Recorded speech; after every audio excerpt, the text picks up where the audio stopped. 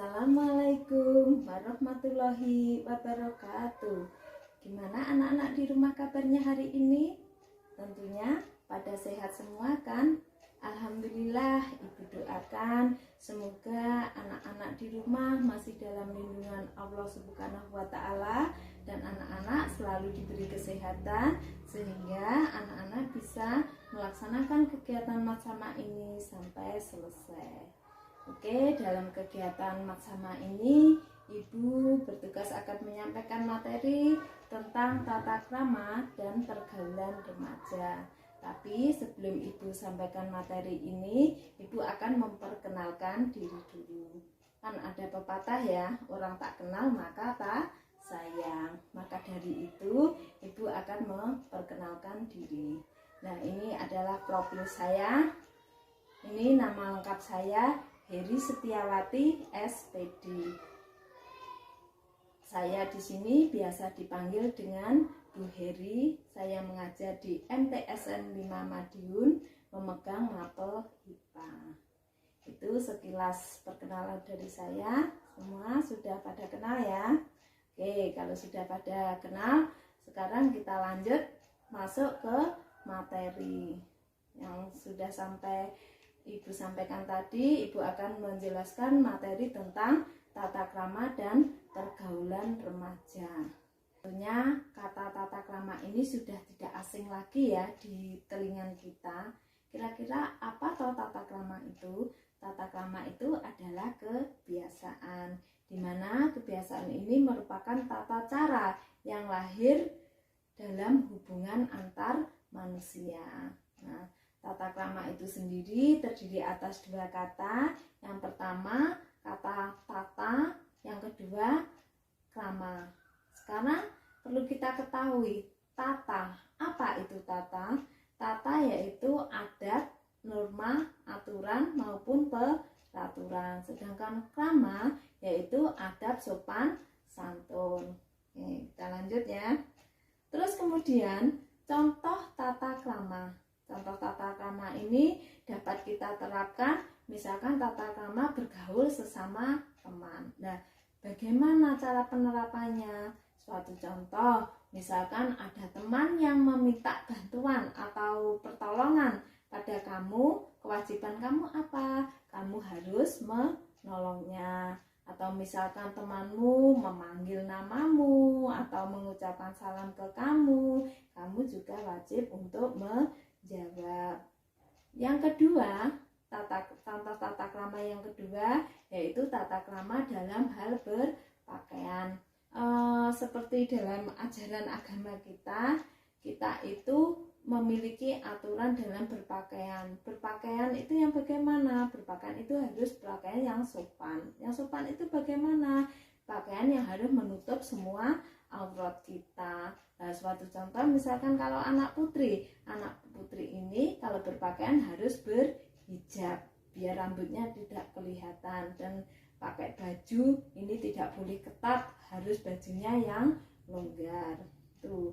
Terus yang ketiga, tata krama berbicara. Nah, tata krama berbicara ini sangat penting sekali ya untuk kalian semua. Kenapa? Karena tata krama berbicara ini kamu harus bisa menempatkan kepada siapa kamu berbicara. Kamu harus bisa melihat suatu contoh, misalkan kamu berbicara sama orang tua, kamu harus menggunakan bahasa yang baik dan sopan. Tidak boleh kamu berbicara sama orang tua, kamu samakan dengan bicara kamu dengan temanmu atau yang usianya di bawah kamu. Terus yang keempat yaitu ada tata krama dalam tingkah laku. Nah, tata krama dalam tingkah laku ini yang bagaimana? Nah, itu suatu contoh. Misalkan kamu punya teman.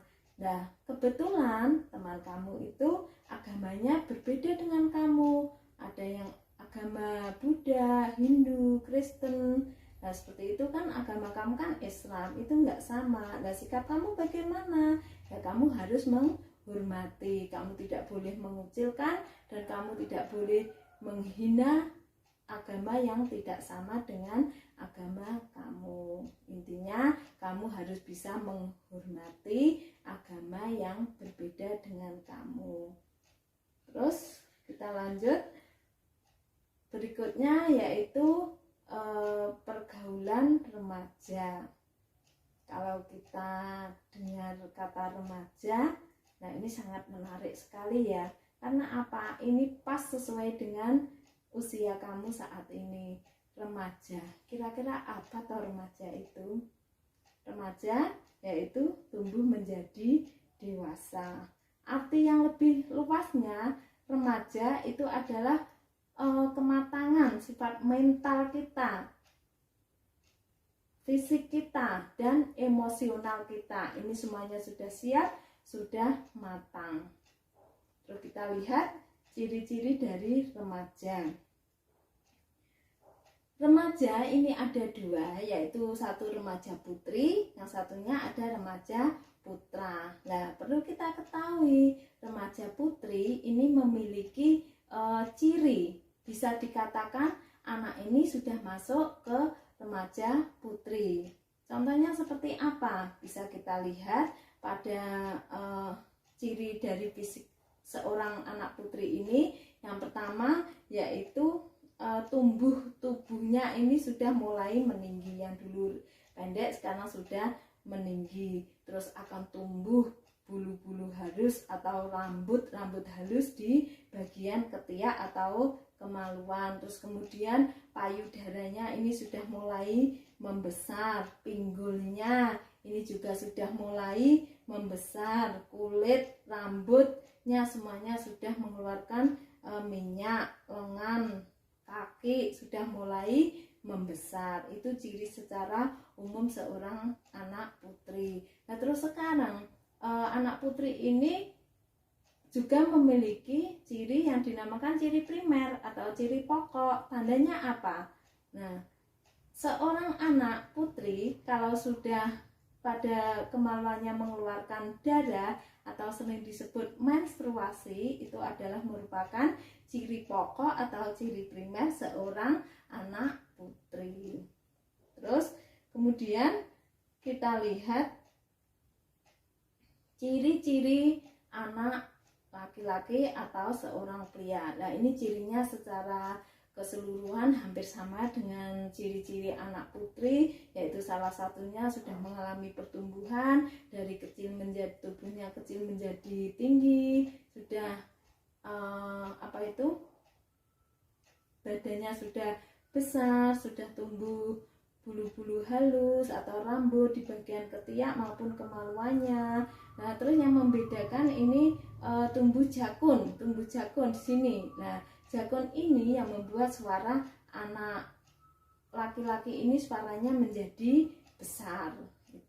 Itu ciri secara umumnya anak laki-laki. Tapi ada ciri pokoknya. Apa ciri pokoknya? Seorang anak laki-laki ini sudah mengalami mimpi basah. Nah, mimpi basah ini bukan ngompol loh ya, ini mimpi basah.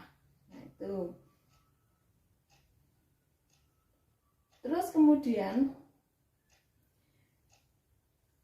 faktor-faktor yang menyebabkan pergaulan bebas. Kira-kira apa toh yang menyebabkan anak-anak itu bergaul secara bebas? Yaitu yang pertama mungkin dari faktor orang tua. Kenapa kok faktor dari orang tua?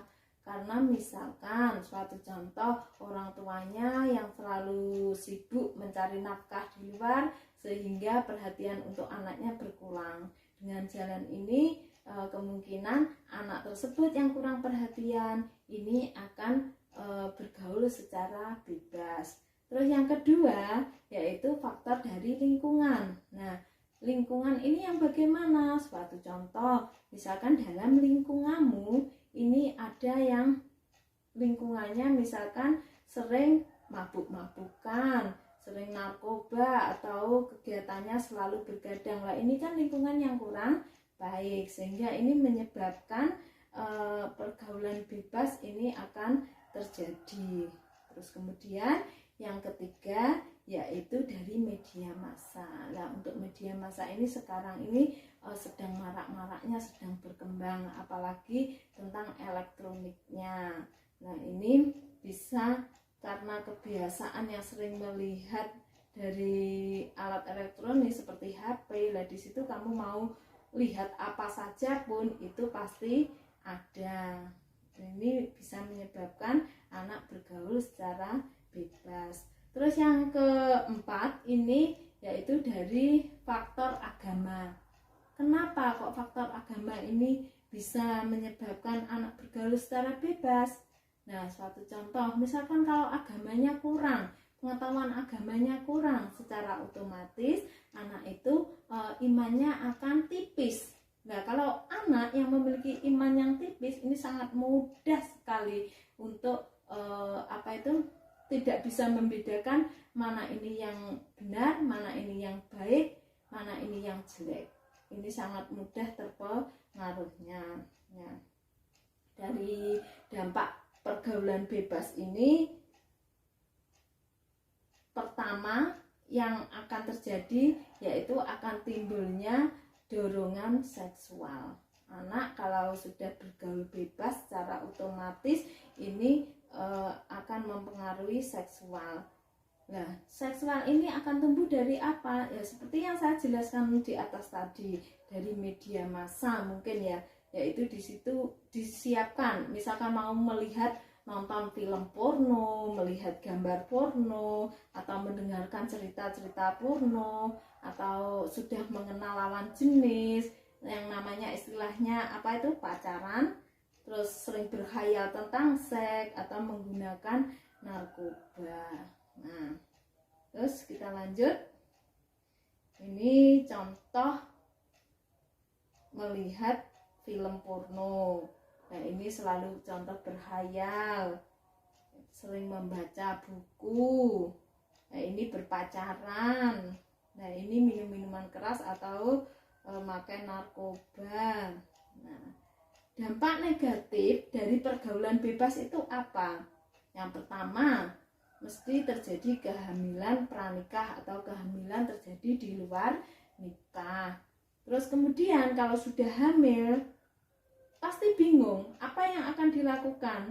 Kemudian namanya di pengguguran atau aborsi. Kalau sudah aborsi berarti terjadi kekerasan di dalam sebelum pernikahan terjadi.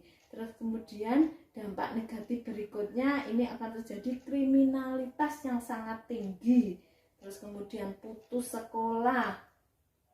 Terus setelah itu bisa juga kalau pergaulan seks yang bebas tadi ini bisa menyebabkan menderita penyakit AIDS. Nah, kalau sudah menderita penyakit AIDS, dengar kata-kata istilah AIDS saja ini sudah ngeri dan sudah menakutkan.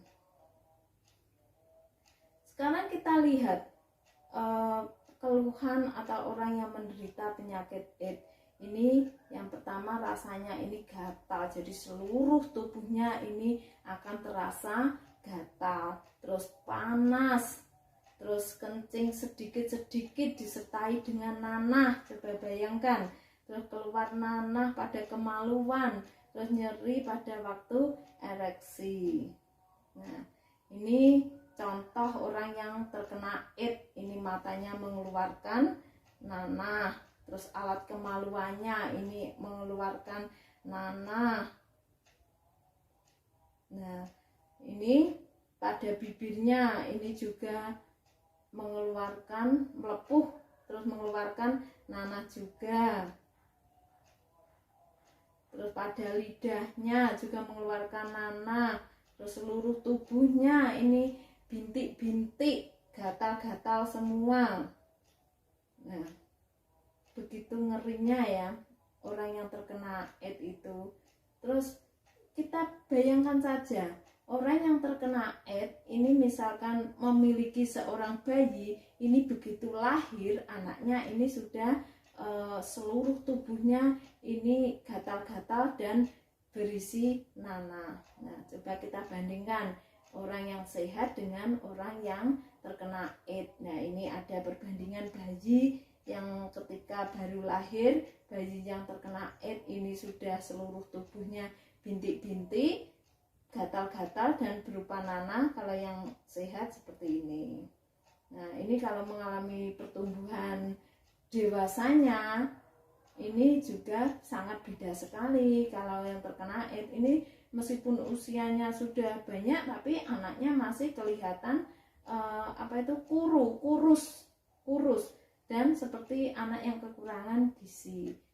Nah, untuk yang sehat ya normal seperti ini, seperti gambar.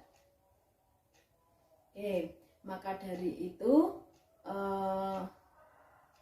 sangat penting sekali bagian kalian semua untuk bisa bergaul secara benar. Jadi jangan sampai kamu salah jalan atau salah bergaul. Kamu harus bisa membedakan mana yang baik, mana yang benar, biar kamu semua terhindar dari yang sudah saya jelaskan tadi, seperti terkena penyakit AIDS. Karena kalau sudah terkena penyakit AIDS ini sangat ngeri sekali. Nah, maka dari itu mari setelah mendengarkan atau memperhatikan materi yang saya berikan tadi ini, Ibu berharap kamu bisa memahami dan bisa melaksanakan mana yang baik, mana yang benar. Saya kira itu dari saya. Saya mohon maaf apabila ada yang kurang pas. Saya akhiri. Wassalamualaikum warahmatullahi wabarakatuh.